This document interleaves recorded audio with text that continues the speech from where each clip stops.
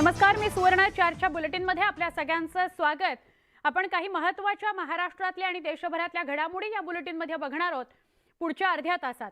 सुरुवात करूया एका मोठ्या बातमीने। विद्यार्थ्यांचा आधार लिंक करूनच संच मान्यता देण्याच्या नव्या आदेशाला आता विरोध होऊ लागलेला आहे। या निर्णयामुळे योग्य तीच पटसंख्या रेकॉर्डवर येणार असल्याने शेकडो शिक्षक अतिरिक्त होण्याची शक्यता आहे। शिवाय 2 महिन्यातच ही ऑनलाईन प्रक्रिया पूर्ण करण्याची अट घातल्याने अनेक शाळा ही अनुदानापासून वंचित राहणार आहेत।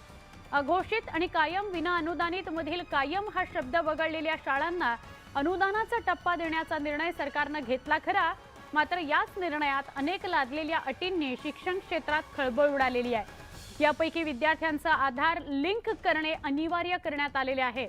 या निर्णयाने योग्य ती एक्झॅक्ट पटसंख्या रेकॉर्डवर येईल। सरल प्रणालीमध्ये हे सगळं रेकॉर्ड भरण्याचे आदेश देण्यात आले। त्यामुळे 30 विद्यार्थी तर डोंगराळ भागात 20 विद्यार्थी तुकडीत असतील तर तिथे एका शिक्षकाची नेमणूक ग्राह्य धरली जाणार आहे। त्यामुळे एखादा जरी विद्यार्थी कमी पडला तर मात्र शिक्षकांच्या संख्येवर मर्यादा येणार आहेत। त्यामुळे अनेक जण अतिरिक्त ठरण्याची भीती आहे, शिक्षक अतिरिक्त ठरण्याची भीती आहे। म्हणून यावर्षी यातून सवलत देत 2021 प्रमाणे संच मान्यता देण्याची मागणी जोर धरते।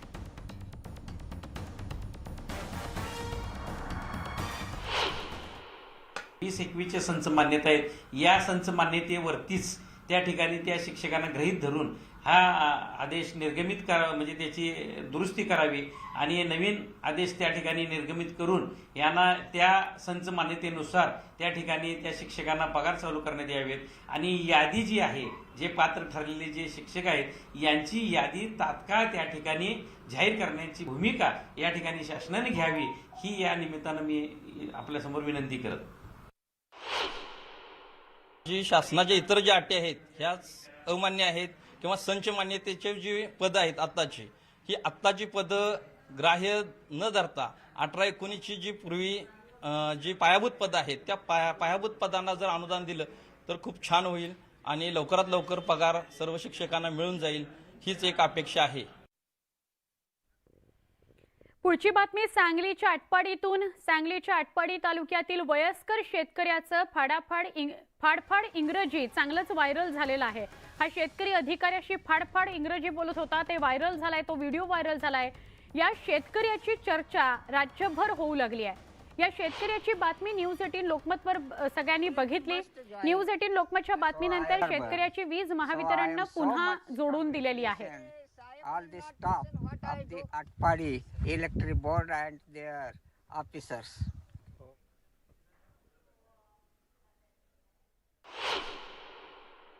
The electrical officer, Pawar and their head Sahib. Balte Sahib. Congratulations. Yesterday I told my difficulty and other. And I changed their heart, so they are very good. And today they come in on my farm, and they do their connection to my board. बाळासाहेबांना फॅनची गरज पडली नाही, उद्धव ठाकरे असं म्हणाले। देशभरात अजूनही बाळासाहेबांची हवा आहे असंही उद्धव ठाकरेंनी म्हटलंय। खुर्च्या काय येतात जातात असंही उद्धव ठाकरेंनी म्हटलंय। मला जनतेच्या हृदयात स्थान हवं आहे। शक्तिशाली दुश्मन असल्यास लढाईला मजा येते। संकटात संधी शोधणारा मी माणूस आहे असं उद्धव ठाकरे यांनी म्हटलेलं आहे। उद्धव ठाकरे एका कार्यक्रमात बोलत होते आणि त्यावेळेला त्यांनी संवाद साधत असताना बाळासाहेबांची शिवसेना पक्षावर टीका केलेली आहे। खुर्च्या काय येतात जातात असं त्यांनी म्हटलेलं आहे। शक्तिशाली जर दुश्मन असेल तर लढायला मजा येते असंही त्यांनी स्पष्ट केलंय। मला जनतेच्या हृदयात स्थान हवं आहे असं भावनिक आवाहन सुद्धा त्यांनी वाक्यामधून केलंय असं म्हणता येईल। मुनीवर जी आपने जो मेरे पिताजी की याद दिलाई, उनके फैन बहुत थे तो उनको फैन की आवश्यकता कभी नहीं महसूस हुई। जहां भी जाते तो फैन ही फैन होते थे और उनकी हवा उस वक्त से जो चलती आ रही आज भी कायम है। हिंदुस्तान में कहीं भी जाए तो बाला साहब की हवा आज भी कायम है, तो उनको तो फैन की आवश्यकता नहीं थी। कधी संकट येतं ते एक त्याच्यात संधी घेऊन येतं आणि मी संकटात संधी शोधणारा माणूस आहे. बाळासाहेबांचा पुत्र आहे, त्याच्यामुळे संकटाला मी कधीच घाबरत नाही, घाबरणार नाही. आणि लढाई तर जो मर्द असतो त्याला लढाई लढण्याशिवाय पर्याय नसतो. समोर जेवढा ताकदवान विरोधक म्हणा किंवा शत्रू म्हणा, तो जेवढा ताकदवान असतो तेवढा लढाई जिंकण्यामध्ये जास्त हिंमत लागते आणि मजा येते. ही लढाई तर आम्ही जिंकणारच. अशा खुर्च्या येतात आणि खुर्च्या जातात, पण हृदयातलं स्थान जे आहे ते महत्वाचं आहे. मला तुमच्या हृदयामध्ये स्थान पाहिजे. ये कुर्सी की तो आवश्यकता नहीं है. ना मेरे कभी पिताजी ने इसकी अभिलाषा रखी थी, ना मैंने रखी. राज्यातील वाळू लिलाव कायमस्वरूपी बंद होणार आहे. महसूल मंत्री राधाकृष्ण विखे पाटील यांनी माहिती दिली आहे. फार महत्त्वाची ही माहिती आहे. वाळू उपसा करणाऱ्यांवर कायमचा चाप बसेल असंही त्यांनी म्हटलंय. जुन्नरमध्ये ते होते आणि तिथून त्यांनी माहिती दिली आहे की राज्यातला वाळू लिलाव हा कायमस्वरूपी बंद केला जाणार आहे. तसे आदेशच महसूल मंत्र्यांनी काढलेले आहेत. वाळू उपसा करणाऱ्यांवर यामुळे कायमचा चाप बसणार आहे. वाळू लिलाव कायमस्वरूपी बंद होणार आहे. तसे आदेश जुन्नरमध्ये महसूल मंत्र्यांनी दिले आहेत.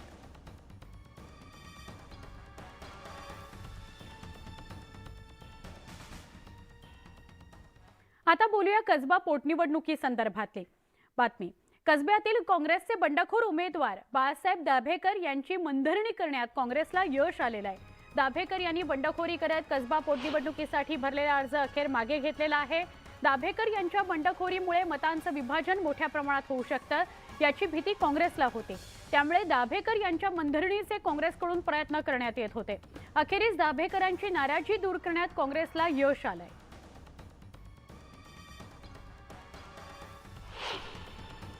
कार्यकर्ता असेल, मला सगळ्या वरिष्ठ लोकांनी फोन केले आणि सांगितलं की राहुल गांधींनी एवढा त्याग केला आहे, तुम्ही तरी पक्षाकरता जरा त्याग करा आणि उमेदवारी मागं घ्या. त्यांनी माझी उमेदवारी सगळ्या कार्यकर्त्यांवर सोडली.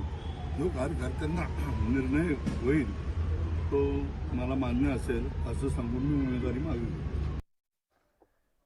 बंडखोरी करून महाविकास आघाडीच्या उमेदवाराला आव्हान देणारे अपक्ष उमेदवार राहुल कलाटे हे निवडणूक लढण्यावर ठाम आहेत. उमेदवारी अर्ज भरण्याआधी नेत्यांकडून आपली मनधरणी करण्याचा प्रयत्न झाला, मात्र आता कुणीही आपल्याला उमेदवारी मागे घेण्याबाबत बोलत नसल्याचं सांगत लोकांसाठी आपण ही निवडणूक लढण्यावर ठाम आहोत, चिन्ह मिळण्याची वाट बघतोय असं कलाटे म्हणाले.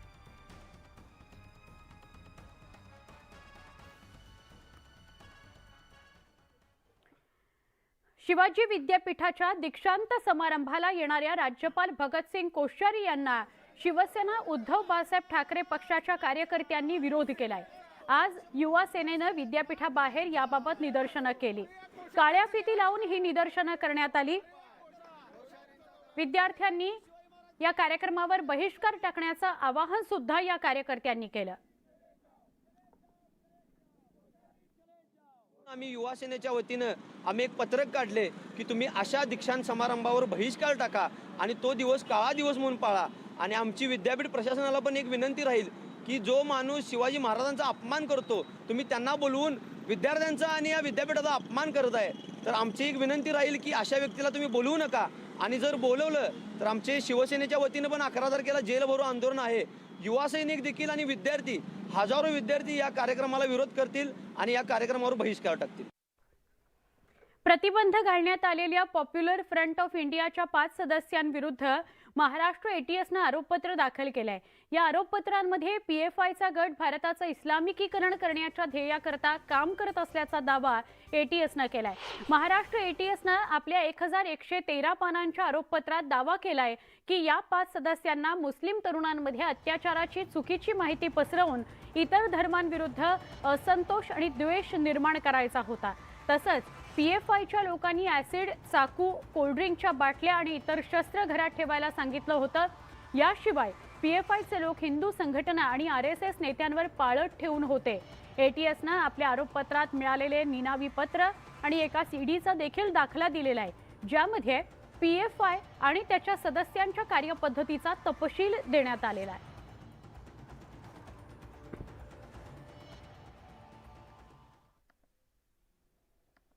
पुढच्या बातमीकडे वळतोय. देशात पॉप्युलर फ्रंट ऑफ इंडियावर प्रतिबंध घातल्यानंतरही बिहारमध्ये सक्रिय असल्याची धक्कादायक माहिती समोर येत आहे. बिहारमध्ये पॉप्युलर फ्रंट सक्रिय असल्याचं समोर आलंय.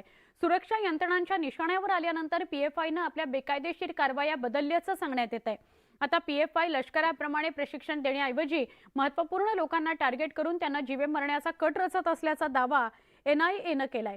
पीएफआयवर कारवाई केल्यानंतर आता धार्मिक सद्भावना बिघडवण्याकरता केवळ टार्गेट किलिंगवर लक्ष केंद्रित करण्यात आलंय.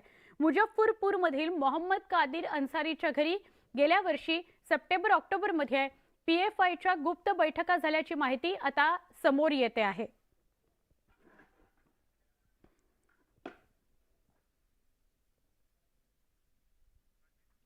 दरम्यान पीएफआय संदर्भात अबू आझमी यांनी काय भाष्य केलं त्यावर नजर टाकूया. इस वक्त हमारे साथ बात करने के लिए समाजवादी पार्टी के नेता अबू आजमी जी। भाई, जिस तरह से देखा है कि पीएफआई को लेकर एक नया खुलासा हुआ कि 2047 तक ये पूरे कंट्री को इस्लामिक कंट्री बनाया जाए, इस पे आपकी क्या नहीं, मैं समझता हूँ कि ये गलत होगा। पीएफआई बहुत छोटी पार्टी, उसकी क्या हैसियत है कि देश को जो इस्लामिक कंट्री बना देंगे। देश के अंदर वो कानून लागू होना चाहिए जिसमें हर लोग, अगर राम राज लाना है तो राम राज में शेर और बकरी एक साथ पानी पीते हैं, लेकिन ये लोग गुंडागर्दी करके खुद ही कुछ लोग कहते हैं कि हम इस देश को हिंदू राष्ट्र बना देंगे। इसके पहले सिमी पे बैंड लगा था। सिमी भी इस देश में इस्लामिक राज लाना चाहती थी। सिमी के खिलाफ बहुत वायला हुआ, सब पकड़े गए, कुछ हुआ, लेकिन सिमी का केस जब पहुंचा हाई कोर्ट में, दिल्ली के हाई कोर्ट में, तो वहां की जज महोदया ने 252 पेज के जजमेंट पे ये लिखा कि सिमी के खिलाफ प्रोसिक्यूशन ने, सरकारों ने कोई ऐसा सबूत नहीं पेश किया जिससे हम सिमी पे आगे बैंड लगा सकें। ये मैं तो नहीं कह रहा हूँ, ये तो हाई कोर्ट का जजमेंट है। लेकिन उसके बाद भी कांग्रेस की सरकार थी, इन्होंने अगली सुप्रीम कोर्ट में जाकर उस पर बैंड लगा दिया। आपने एविडेंस नहीं लाया आपने। इसी तरह पीएफआई की बात हो रही है, रोजाना एक कदम इसी में बढ़ता जा रहा है, नफरत फैलाई जा रही है। तो मुकदमा सिर्फ पीएफआई पे होना चाहिए या उन लोगों को भी होना चाहिए जो इसको हिंदू राष्ट्र बनाना चाहते हैं? संविधान के खिलाफ दोनों बात कर रहे हैं, लेकिन आप पीएफआई की बात बार बार करके हमारे हिंदू भाइयों के दिलो दिमाग में मुसलमानों के खिलाफ नफरत पैदा करना सरकार का काम हो गया है और बीजेपी का काम हो गया, आरएसएस का काम हो गया है।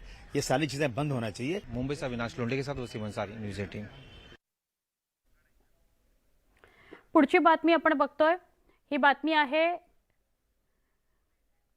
पंतप्रधान नरेंद्र मोदींसंदर्भातली. पंतप्रधान नरेंद्र मोदी यांनी राज्यसभेतल्या भाषणादरम्यान एकच गदारोळ विरोधकांनी घातला. ते आज भाषण करत होते. राज्यसभेमधल्या या भाषणादरम्यान अगदी सुरुवातीपासून शेवटपर्यंत विरोधकांनी जोरदार गोंधळ घातला, घोषणाबाजी केली. राज्यसभेत राष्ट्रपतींच्या अभिभाषणावर धन्यवाद प्रस्तावावर बोलण्यासाठी ते उभे राहिले. मोदी यांनी भाषणाला सुरुवात करताच विरोधकांनी आक्रमक पवित्रा घेतला. एकीकडे मोदी यांचं भाषण सुरू होतं, विरोधक घोषणाबाजी करत होते. मात्र मोदींनी विरोधकांना यावेळी सडेतोड प्रत्युत्तर दिलं. जितका चिखल फेकाल तितकंच कमळ फुलेल असा टोला मोदींनी विरोधकांना लगावला. दुसरीकडे काँग्रेसच्या काळात झालेल्या भ्रष्टाचाराच्या मुद्द्यावरूनही मोदींनी खडे बोल सुनावले. 2014 मध्ये काही गोष्टी बारकाईनं पाहिल्या तेव्हा काँग्रेसनं गेल्या 60 वर्षात फक्त खड्डेच खड्डे केलेत असं मोदी म्हणाले. देशाची 6 दशकं वाया गेली असा खोचक टोलाही पंतप्रधान नरेंद्र मोदींनी काँग्रेसला लगावला. कीचड़ उसके पास था, मेरे पास गुलाल। जो भी जिसके पास था उसने दिया उछाल।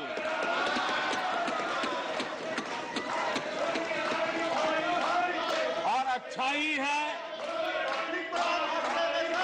जितना कीचड़ उछालोगे कमल उतना ही ज्यादा खिलेगा। 60 साल कांग्रेस के परिवार ने, हो सकता है उनका इरादा मजबूत नींव बनाने का हो, मैं उस पर कोई टिप्पणी करना नहीं चाहता, लेकिन 2014 के बाद आकर के मैंने देखा कि उन्होंने गड्ढे ही गड्ढे कर दिए थे। उनका इरादा नींव का होगा, लेकिन उन्होंने गड्ढे ही गड्ढे कर दिए। चंदा कोचर यांना दिलासा मिळालेला आहे. मुंबई हायकोर्टाकडून हा दिलासा देण्यात आलेला आहे. आरोप निश्चितीला स्टे मिळालेला आहे. आरोप निश्चितीला अनिश्चित काळाकरता स्थगिती मिळालेली आहे. मुंबई कोर्टाकडून स्टे मिळालेला आहे. चंदा कोचर यांना हा दिलासा आहे. विशेष पीएमएलए कोर्टात दाखल होणार होते दोषारोप पत्र, मात्र आरोप निश्चिती ही अनिश्चित काळाकरता स्थगित झालेली आहे.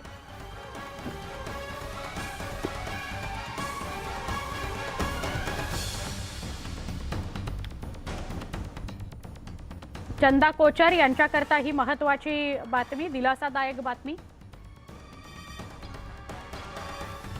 नवी दिल्लीतली बातमी बघूया. नाना पटोले विधानसभा अध्यक्ष असते तर राज्यातील महाविकास आघाडी सरकार गेलं नसतं, अशी प्रतिक्रिया काँग्रेस नेते विजय वडेट्टीवार यांनी दिली आहे.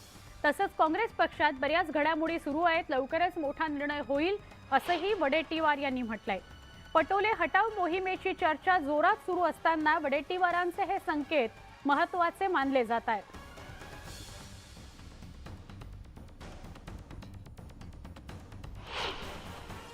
पण अलीकडे झालेल्या घटना या नक्कीच दुर्दैवी आहेत. असं होताच कामा नये याची दक्षता जबाबदार व्यक्तींनी घेण्याची आवश्यकता आहे असं मला वाटतं. आणि राहिला विषय की या संदर्भात पक्षश्रेष्ठींनी लक्ष घातलेलं आहे. त्याच्यामध्ये ते लक्ष घालून त्या सगळ्या परिस्थितीची माहिती घेऊन मला वाटतं पुढची दिशा काय ते आमचे पक्षश्रेष्ठी ठरवतील. संजय राऊत शिवसेना खासदार यांनी नाना पटोले विधानसभा अध्यक्षपदाच्या खुर्चीवर असते तर वेगळं चित्र दिसलं असतं असं म्हणत नाराजी व्यक्त केलेली आहे. जर विधानसभेच्या अध्यक्षपदाच्या खुर्चीवर नाना पटोले असते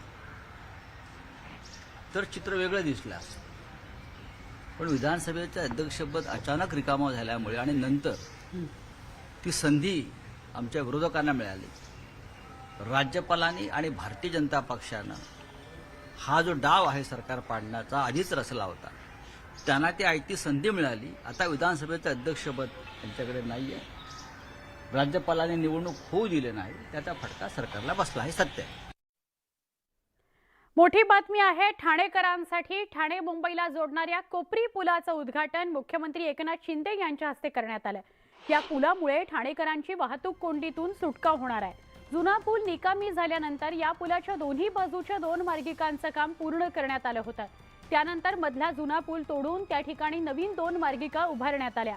या पुलामुळे ठाण्यातील वाहतूक कोंडीचा प्रश्न काही प्रमाणात कमी होण्यास मदत होणार आहे. ठाणे, घोडबंदर, भिवंडी, नाशिक, कल्याण, डोंबिवली या ठिकाणांवरून सकाळी आणि संध्याकाळी चाकरमानी आणि प्रवासी मोठ्या प्रमाणात या कोपरी पुलावरून मुंबईच्या दिशेने प्रवास करत असतात.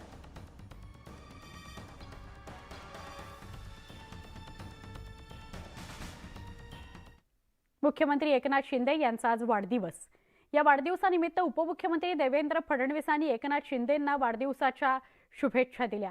प्रत्यक्ष देवेंद्र फडणवीसांनी एकनाथ शिंदेंची भेट घेतली आणि त्यांना वाढदिवसाच्या शुभेच्छा दिल्या. निवासस्थानी ठाण्याच्या देवेंद्र फडणवीस गेले होते आणि या शुभेच्छा प्रत्यक्ष जाऊन त्यांनी मुख्यमंत्र्यांना दिल्या.